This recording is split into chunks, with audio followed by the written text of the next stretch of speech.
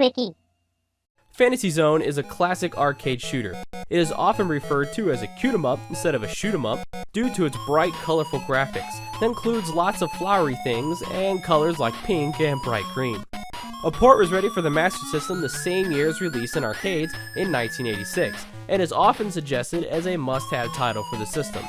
It also saw ports for the MSX, Famicom, and the PC Engine.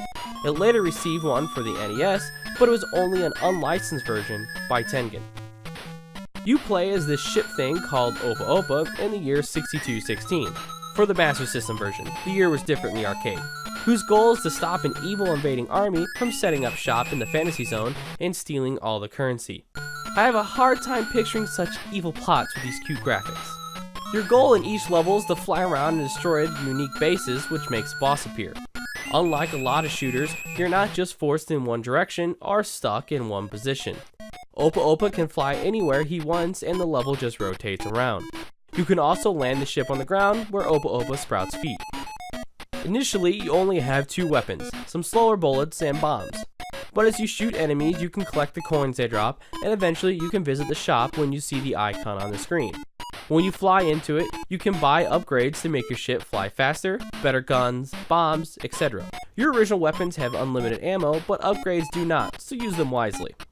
Making your ship faster can also seem like a good idea, as it could be easier to dodge enemies and boss attacks, but your ship can also become very hard to control. If you lose your life, all your upgrades are lost, which kinda majorly sucks. The game can be difficult because it only takes one hit to lose a life. If you're careful in the normal levels and take your time, the curve smooths a little, but the bosses like to cover the whole screen with bullets. There are 8 levels, with the last one just being a marathon run through all the bosses to the final boss, a classic move in games back then.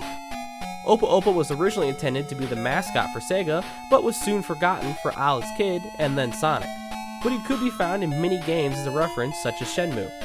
Fantasy Zone was later released in several collections for the Sega Saturn, PlayStation 2, Xbox 360, and PlayStation 3. You can also purchase the Master System version for the Virtual Console on the Wii. It's a fun game to play as well as an easy one to find for the Master System, a worthwhile purchase no matter what system you get it for. I'll see you next time.